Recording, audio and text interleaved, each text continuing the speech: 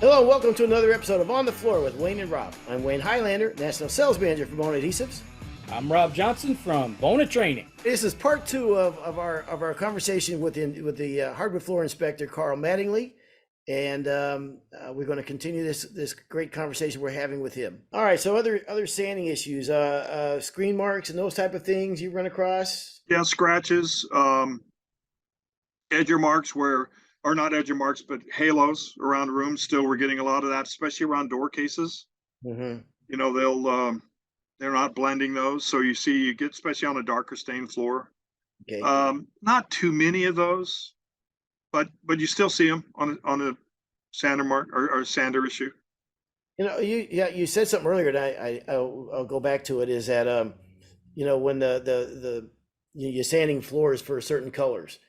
There was a time a few years back that everything was light, everything was a natural finish now, and we didn't do the dark stains went away or whatever, and then they came back. Right. And I knew guys were going to have challenges, especially guys that were kind of fairly got into the industry in the last 5 years or so, that now are having to go to those dark floors where it's a lot more intense when your sanding process and everything is so critical that I knew that was going to bring up a lot of challenges for guys. All right, finishing.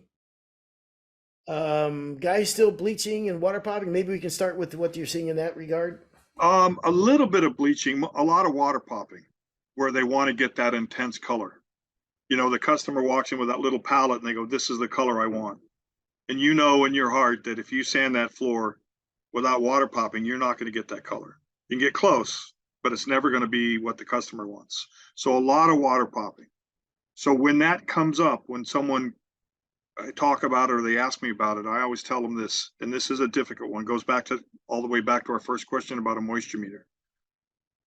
Know what your moisture is on the wood before you put the water down. And then don't stain that floor until it's back to that level. So if you have, just to use a number, 8%, and you water pop your floor, you want to pin that meter or pin that floor again to make sure it's back at that 8% before you start applying that stain.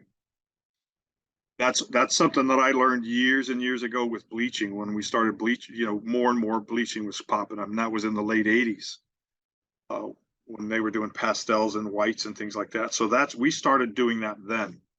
I still think it's good practice. A lot of guys won't do it, but I think it's good practice. Know what your moisture level is prior to the water going down. Be prepared for grain raise. That's a difficult one. A lot of guys, maybe it's the first time they're going to water pop. They don't realize how heavy that grain raise is going to be. So then they go in and stain the floor and put the first coat of finish on. Then they go in and abrade it, and they take all those little tips of that grain raise off. Now they have little white spots all over the floor, and they don't know what to do. Yeah. So. Yeah. I'm going to stop and insert my tip here that I've said it before. If you've heard me say it, I apologize, but I'm going to say it anyhow.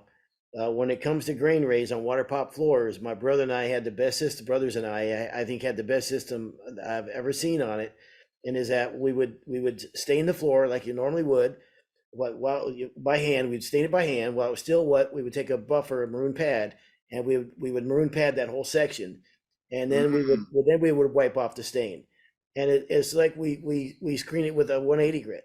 So you got rid of the grain raise. You got rid of the grain raise, and you got the benefits of a water pop floor. And people say, well, that's an extra step, and it absolutely is. But man, it is absolutely stunning when you're done. I mean, really, it's beautiful. I wish I'd known that. I never even thought about that. I actually used to. I mean, just your description of it made so much sense to me. If I was doing it again, I'd do it then. I'd do it. Yeah. And what we would do if you're going to do this, when you first if it's a brand new screen down, a maroon pad, not a screen, a maroon pad, we would kind of swirl it in the stain a little bit to get a little bit wet for that first turn.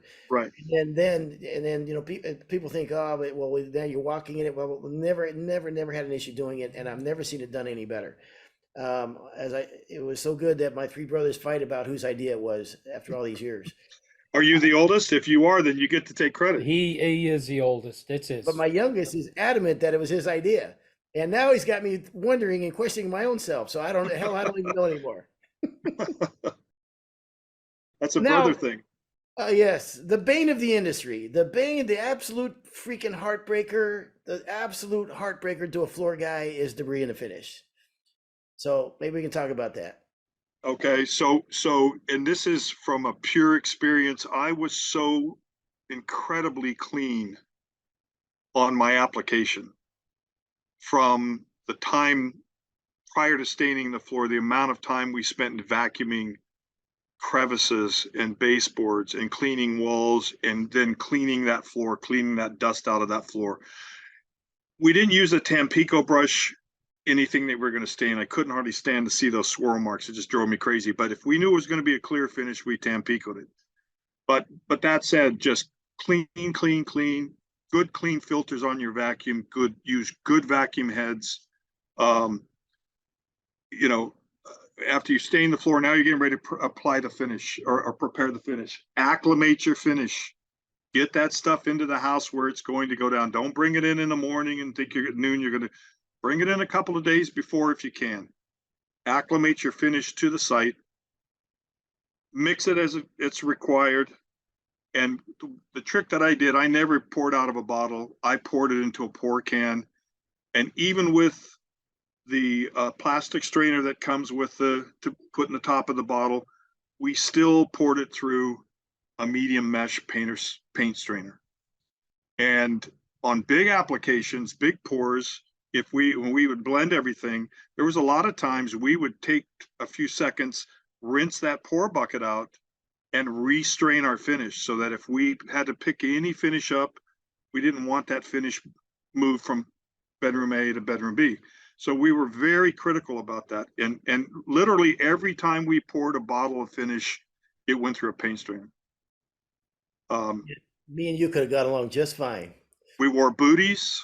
Yep. I have a beard. I would vacuum my beard. Anything that you can do to just imagine Must as be you're a going. California thing, because Wayne even had a funny hat that he would wear. Okay. A painter sock. Why not? Yes. I mean, Yes. for hair. I mean, it was Yes. comfortable. It was lightweight. I would vacuum that before I put it on. I'd actually wipe my arms down with a wet rag.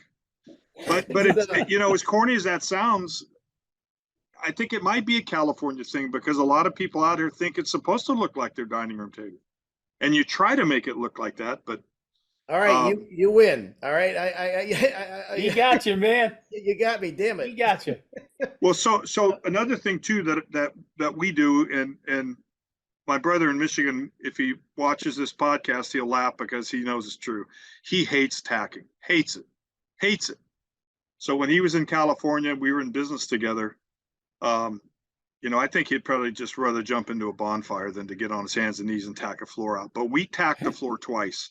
One person would start it, and the next person would follow. We never went back onto the floor that had been tacked, and we did that twice. You might be the only guy as anal as I am about this part of the process, but I absolutely am right there with you, man. You work too hard. It's too hard for that one step to get you. That one thing. Another thing too that I would tell the guys, know where your drafts are. We used to have signs, put them on the door. We'd talk to the homeowner, say, all right, here's what we're going to do. Because we always had exhaust fans in the window. So we kind of controlled the air pressure in our room. But we'd ask them and say, is your car in the garage? Do you have to leave this afternoon? If you do, please take your car out, close the garage door. So we would try to control that environment as best we can. A little bit on the anal side, but guess what? It paid off. Yeah. It paid off. The Sesame Street song, "One of These Kids Just Doesn't Belong Here," is going through my head right now. Well, it might be my brother. Oh, but he was. Yeah, but you know what? You know what? Your brother and I will do floors. You and Wayne can work together. And I'll work with your brother. I didn't say that he didn't tack him. I said he hated tacking him. Yeah. I'll let him tack it one time, and we're good. Let's go. Rob has a saying of 3680 and bad lighting as he jokes. 4080 and 4080 satin poly and bad lighting. That's that was like the first 10 years of my my career when I left my family's business. But in those days, probably what you're doing was a neutral stain and, like you say, oil finish. Yeah, so you might be able to get it. There was no, I was good at staining. I was much better at talking people out of stain. Thank you. You should have been on my crew. I would have hired you. Speaking of lighting, that going back to the sanding sequence a little bit, that's the one thing that we did, and we gave that job to our apprentices. If we didn't always have apprentices, but once we determined that all of the sanding was done before we brought the screen out, or our final smoothing, we literally would crawl the floor with a halogen light, and we'd pencil a spot. If there was a spot of question, we'd pencil that. Maybe that edge seam that didn't get dropped quite as much, we'd go in there with a random orbital sander and smooth that, check that with the light. We do a pencil mark, just go, hey, just check this out. If you see something, put a circle around it, we'll come back and check it. And then we would just take that out, so that we knew it's the very best that we could get before that screen went on it. So Did you advertise, Carl? no, Yeah. no. So here's my thought behind that, and we were kind of this is the way I felt about it. We didn't advertise either, and we were always busy.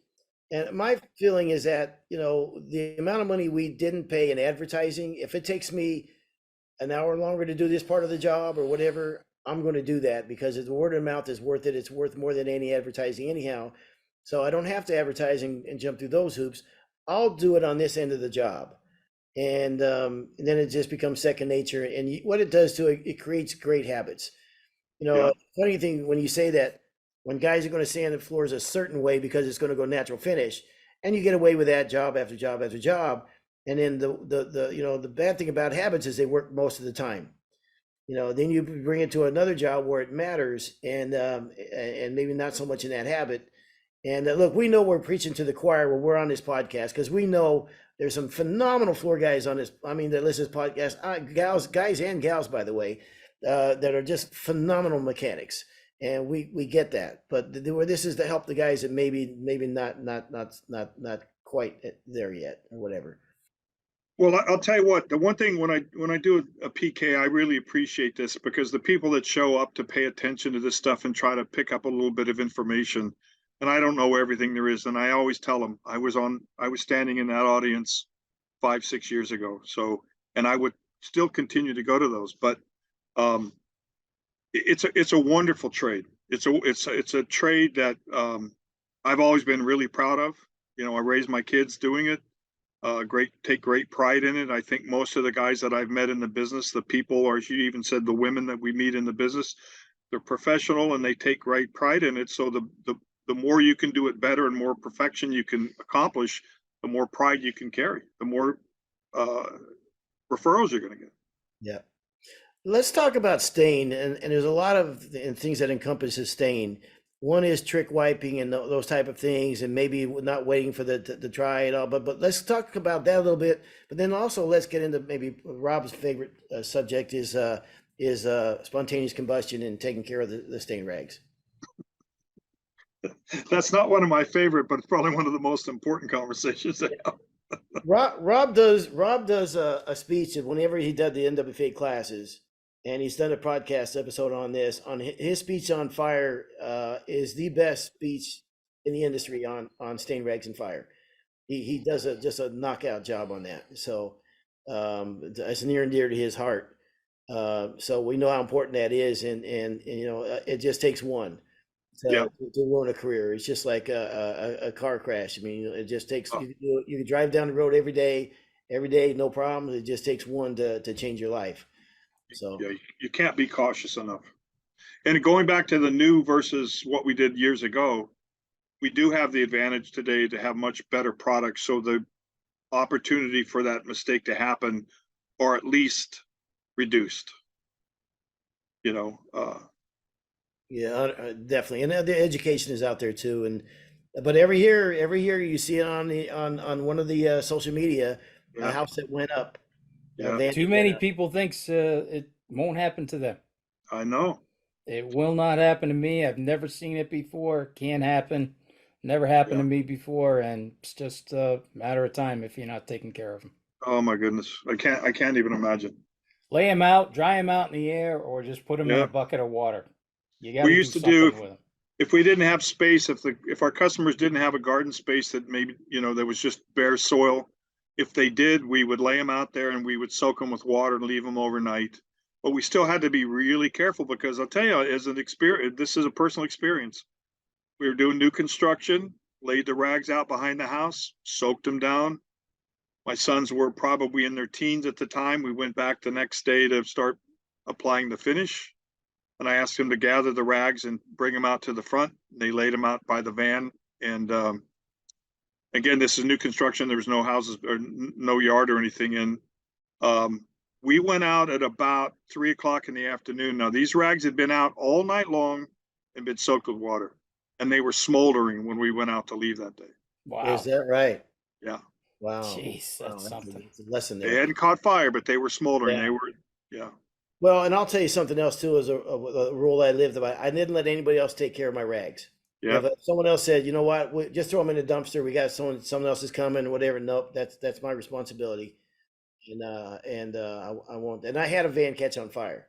Oh, you did. Yes, yeah. So when you talk about, okay, we're in the finishing process and what can go wrong, I really like that you talked about acclimating the finish. That's in winter and summer. Correct. Well, and I always say that can of stain is the same can of stain as it is in January, as it is in August, as it is in Alaska, as it is in Florida. It's the same stain. It just reacts based on temperature and relative humidity in your environment. And it's just so damn important not to push those things. Again, with stain is an area that gets a lot of guys into trouble because you can stain the floor, and we've all, if you've been doing this floors for 30 years, we've all tried to wish stain dry. You know what I mean? It doesn't work. You smell it, you go, oh, it just smells a little bit too strong, and your feet are just a little too tacky, and that you did the white stain transfer, and it was just a little bit on there, and you really want to get that first coat on, but you can't push it dry, can you? Can't. If you do, I'm telling you, if you do, and that peels, it might not peel right away. It might not peel for 6 months. But when we go back in and we look at a floor, when someone says, all of a sudden, there's white spots underneath my floor finish. And you reach down and you pull that back and you see the wood grain, or you possibly see the stain color on the bottom of that finish, you know that finish was applied before the stain was dry. Yeah. Yeah. You know, back to what Wayne was just saying, when I'm not doing the classes, I'm on the Bona Tech line. And it's amazing how many guys run into issues because they push chemicals. Yep. I'm shocked about it. Something I talk about at every class I do. I tell everybody, you can install flooring until your arm falls off. You can run machines 24 hours a day until you blow a motor. But you can't, like Wayne was just saying, you can't wish these products dry. You push chemical and it'll push you back and knock you over every single time. That's why I think environmental control is so important when we're doing stains and finishes. You know, well, the word that was used at the beginning of the conversation was science. Science. I mean, those chemicals have to work together. And the only thing that's going to change that is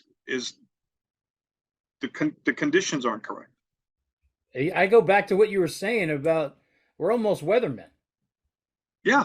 On the inside of the house. Yeah. And we know, and I do tell that to a lot of my students too, is become a master of weather and environmental control, because that can sometimes buy you time. Okay. Yeah. Where, the people, my son, I was helping him code a job one day, pouring rain out. It was a Saturday, and we get all done. I go, hey, you want to go get some coffee or breakfast or something? And he goes, oh no, I got to get 2 more coats on today. Oh, he goes, he said, boy, the people are coming home Monday. I go, not you, not my son. No way.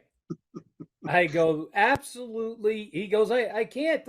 I go, no, you can't. I said, you absolutely can't. I go, you've got a great excuse. Okay. It's pouring rain out. It's cold. The weather conditions are horrible to get this. I said, use that to your advantage. I said, on the back of every bottle of Bona, It has the temperature and humidity recommendations. I said, you just point that out to the homeowner and you're good to go. I said, become a master of weather because it will definitely buy you some time It will. when you need to buy time. Right. Because Right. you just can't go by the calendar. Well, the homeowner hired your son as a professional and they want him to act professionally. And it's not that he isn't, he's trying to be professional by meeting their schedule as good customer service. But they also, it's like our auto mechanics. We have to trust what they tell us if we know them, right? So your son has to rely on his professionalism and his expertise to look his customer in the eye and say, it started raining today, things have changed. You know, that it's a going back to, it's a That's difficult exactly conversation. what I was telling. I go, here it is. I said, we'll help you. I said, Bona will even help you out. It's right there on the bottle. Yeah. All you have to do is say, look here, you don't want me back. You Pull you out don't your want me Don Connor back. iPhone. There it Right. is. There's an expression I've said many times is that, and usually I have this conversation at the front end of the job about acclimation in the subfloor too wet or whatever, is that, you have a schedule, I have a schedule, but the wood has a schedule too, and it doesn't care about us. That's right. It's just the way it is. Trick wiping, and I see guys now, buffing on stain has become very popular. Right. Thank goodness, by the way. You can stand up and you can, it's just one more technique. It just gets us off our knees. And part of what Rob and I talk about a lot is, you do things that maybe can add longevity to your job. Maybe your career can last 5 years longer, and one of these things maybe, staining with the buffer. But sometimes I see guys staying with a buffer and like 2,000 feet and they're not changing the pad out and whatever. And they're not abrading it back. They're not wiping it back off or going back with a dry towel, and then coming in after a short amount of time and putting the first coat on. Where I think, yes, technically, did you buff the floor, whatever technically you could say that you did, but did you really? Where that stain is still really it's almost like trick wiping the floor, where you wiped on the stain, but you didn't thoroughly wipe it off. A lot of times back in the old days before we did this, like when we did water pop floors, one person would wipe on the stain, usually me because I'm the oldest, and then another brother would come behind and wipe off, and yet a third person would come behind him and wipe off his excess. And we use that expression, you got to wipe off like a man. You got to really put your elbows into it, and it should be hard work. But I think that can also lend itself to peeling stain and that kind of stuff if you're not careful with that. Without question. You, again, you'll know right away. If it's peeling from the stain or it's peeling between coats. So you pretty much can tell exactly what happened. Okay. So when you talked about lighting a while back, about how lighting has kind of changed everything and you can use lights to your advantage, whatever, your light source is a big deal on job sites. And abrading between coats, I think when they started putting can lights in the ceiling, it changed the game. Right. I remember when my uncle, who's an old floor guy, we'd be in kitchens, and all of a sudden he'd be looking at swirl marks, and he'd be like, "What?" I mean, he's furious about it, whatever, because you don't see him over here, and that was always his argument. We don't see him back in the bedroom. Well, yeah, there's can lights in the ceiling, so that kind of changed the way. And I would imagine abrading between coats also is something you might run across. I would say probably what I've seen inspecting floors, if you see those scratches in that top coat. Well, let me back up. Again, the positive side of the chemicals and the finishes that we're using today are eliminating a lot of those scratches. If you go back where we are still using screens, maroon pads hadn't been invented yet. We weren't using 220 strips on it, so you're either using a screen that's 6 or 7 years old and barely, you're trying to do everything you can to abrade without scratching that floor. The overhead lights kill you. We didn't have an issue because we took a different approach. We took maroon pads. We were very careful. We would go slower on our abrasion with a maroon pad and stay longer, so we didn't have those scratch marks. We kept the pads clean. A lot of times we would vacuum the pads as we're going, so you don't get that buildup or grab that little grit of sand somewhere and start scratching that floor. But in today's world, where you can put your first coat on, abrade, put your second coat on, and then go back in the following morning, and you don't have to abrade again. So the chances of seeing a scratch pattern have been pretty much eliminated in my world with the water-based finishes. But to give Rob something here, yes, believe it or not, even if we didn't abrade between the second and third coat, we still tacked the floor the next morning.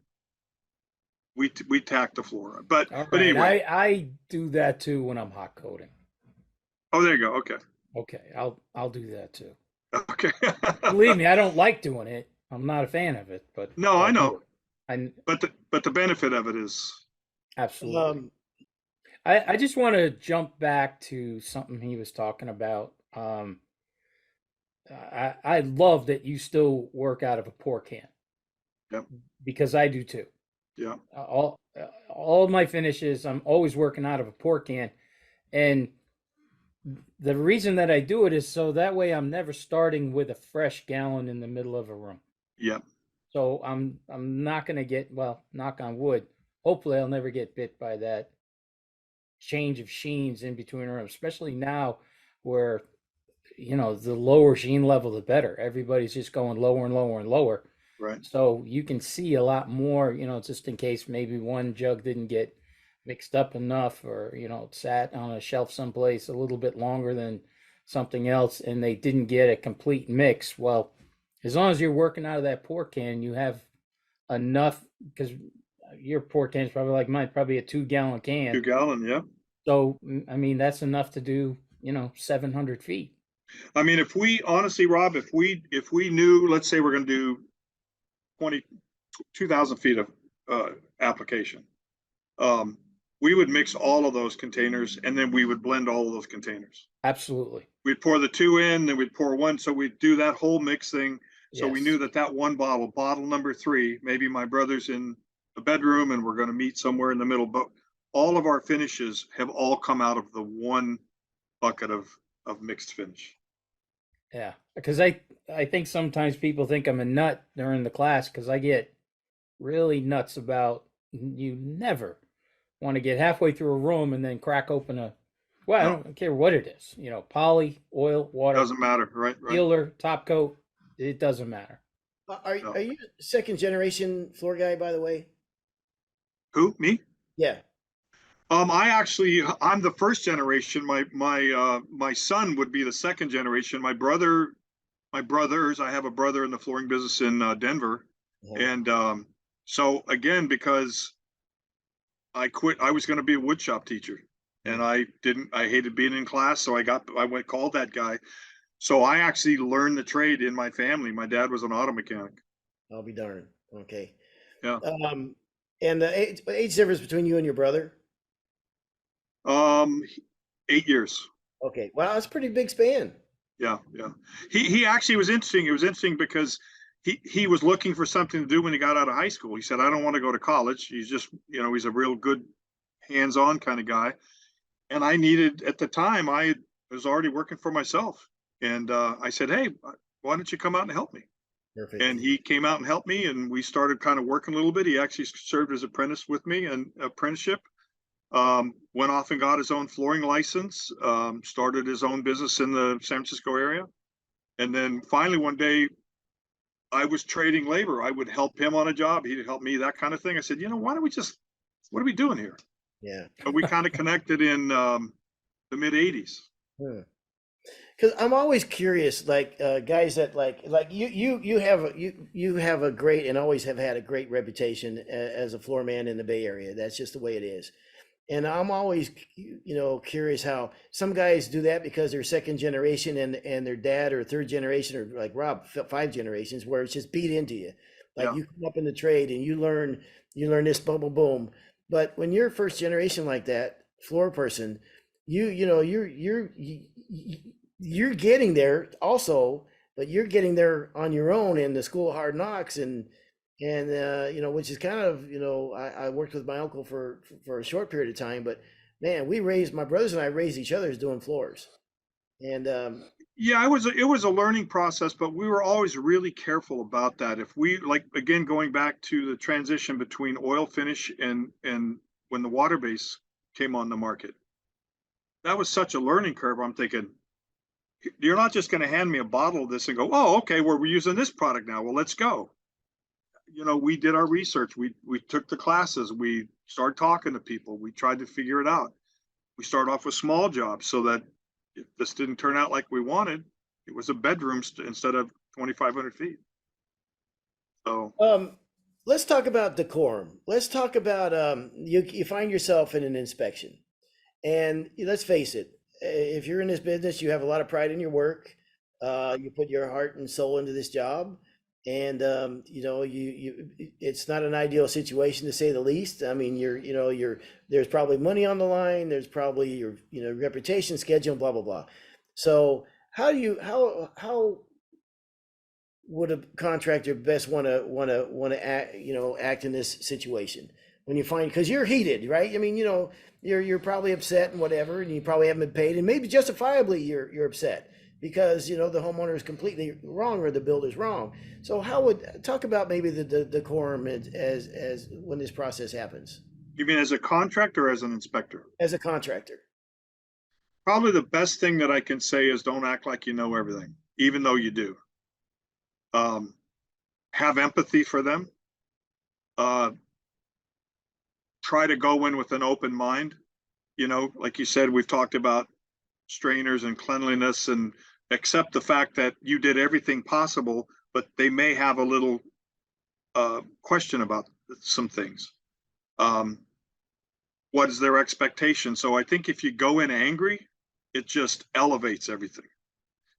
And sometimes the homeowners or the contractors take that approach anyhow because they watched it on YouTube. We kind of joke around about that nowadays. But some of the times they bring information to you that is correct. They've done their homework. So I would say if you find yourself in that situation as a contractor, go in and talk to them. Ask them what their concerns are. Walk the job with them. They don't have to be pushing you around and things like that. If they're trying to make a statement that is untrue, you can certainly counter them and say, well, no, that's not correct. We did X, Y, and Z. And but let me take a look at it. Let's see what we can do. And sometimes as a contractor, you might have to give a little just to calm things down and And that's probably the last thing you deal with. Once you're there, somebody's heated, somebody's hot and bothered over this. You mean So as a contractor inspector? As a contractor. As a contractor. Once I see you walk in the door, I'm like, oh, now, it's over. What you're talking about, Rob, is different. Is between so what you're talking about, Carl, is the relationship between that contractor and the homeowner. Right. And then what you're talking about, Rob, now let's say you're pulled into an inspection, and you're there with the inspector or the inspector. No, I mean if an inspector is there, that means that the homeowner and I just couldn't come to terms on whatever's going on. So right. There's going to be some unhappy people there. If not both parties are going to be ticked off. So I think that's a great thing to tell these guys. Let's try to be friends here. Let's listen to each other and not be combative, because that's still not going to solve everything.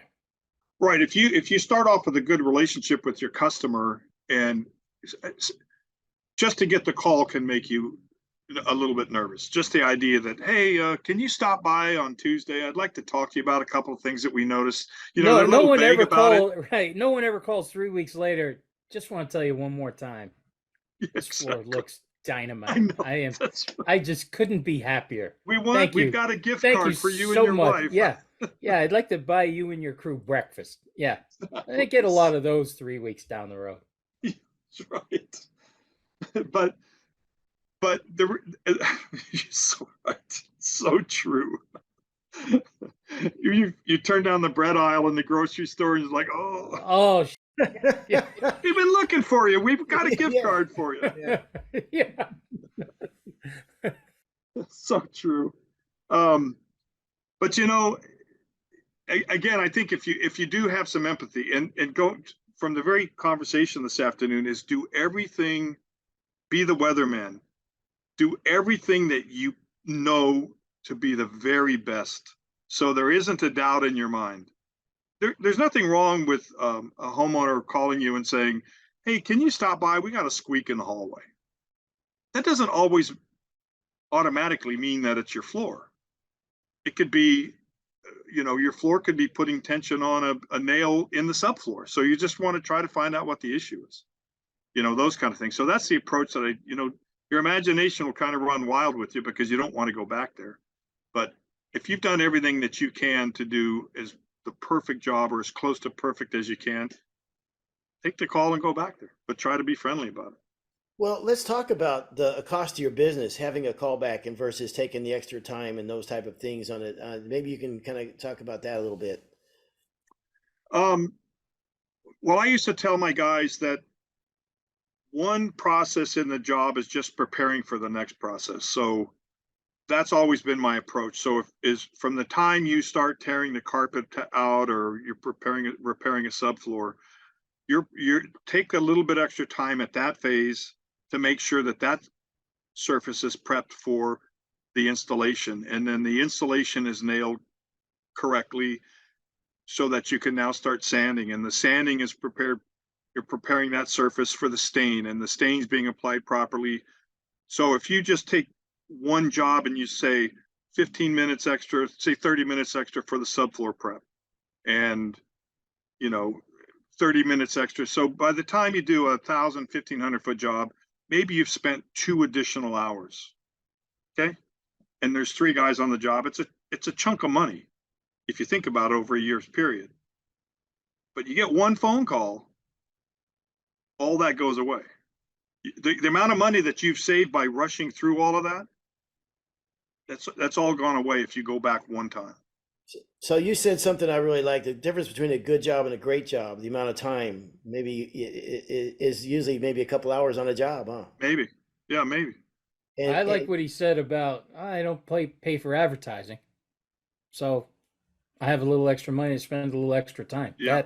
That adds up. It's huge. That's a great way to look at it. One of the when you said about if the homeowner calls you, one of the best guys that we ever had, my old partner and I, Pete, one of the best guys we ever had that gave us referrals, tons of referrals, was because we screwed the job up. We were all done, got paid and everything. He called me the next day and he goes, the finish just doesn't look right. And I remember looking at Pete going, and we had tried a brand new finish that we never worked with before. And it didn't look right. It wasn't, it wasn't awful, but I agree with it. I walked in, I said, "Oh my God, this is terrible." I said, "Let me come back, buff it, put another coat down. We'll take care of this, no problem." Well, that's what turned into the great referral. Was he had a complaint. We came back in, took care of it. And, you talk about lemons in the lemonade, but this guy was one of our best sales guys. And that was something that he always said to everybody was, I didn't like the way things looked. And they came back in right away, didn't fight, didn't do anything, just took care of it. And now the floor looks great. And, so here I'm thinking, oh crap, this is terrible. Doesn't look good. But boy, did that turn out good I'm not saying that it's going to happen for everybody. We got lucky on that guy, but the approach we weren't competitive with him. Yeah, the approach was proper. It was a good approach. Well, you made a good point earlier when I talked to you off air, Carl, about the amount of time. Okay, so an hour or 2 extra on a job versus you get that phone call that the homeowner's hot. You have to drive out to the job. You have an unhappy homeowner in front of you. Now you may have to reschedule something. Now, God forbid you have to come back and do extra work on this job. So on balance, I like the business model. I mean, you know what I mean? It makes a lot of sense. Now, on the flip side of that, I've talked to guys that run 30 guys and say, "Wayne, I know my jobs aren't perfect, and I know I'm going to have to come back and do so many a year. And that's part of my business model, and that's okay." and God bless them. You know what I mean? If that works for them, and they have, that makes sense, and then that's a conscientious decision. But also their general contractors might use them for that ability to get that floor done. And the general 100%. contractor might even say, look, I know we're not sure which crew is going to come out here, but we know they're going to take care of it if something happens. But they're going to Yes. get the floor done. So Boy, that might be their business model as well. you're absolutely right. We need we need someone that can throw 7 bodies on this and get it done, and that's I wasn't that guy. no, me neither. Yeah. Um, let's talk about retailers. I've worked for retailers before, or I've seen retailers that own the business, but just don't. They're business owners and they're not as savvy as the people that are doing the work for them. You know what I mean? And I Yeah. see sometimes maybe getting taken advantage of a little bit because they don't know what they don't know, or they'll rely on a subcontractor whose maybe interests aren't aligned with his. And I actually think that's another reason why for a retailer, if they could take time out to go some of these schools, I think would make a lot of sense to me. I don't know. Well, I did. It's a good point because I did a PK a year or so ago.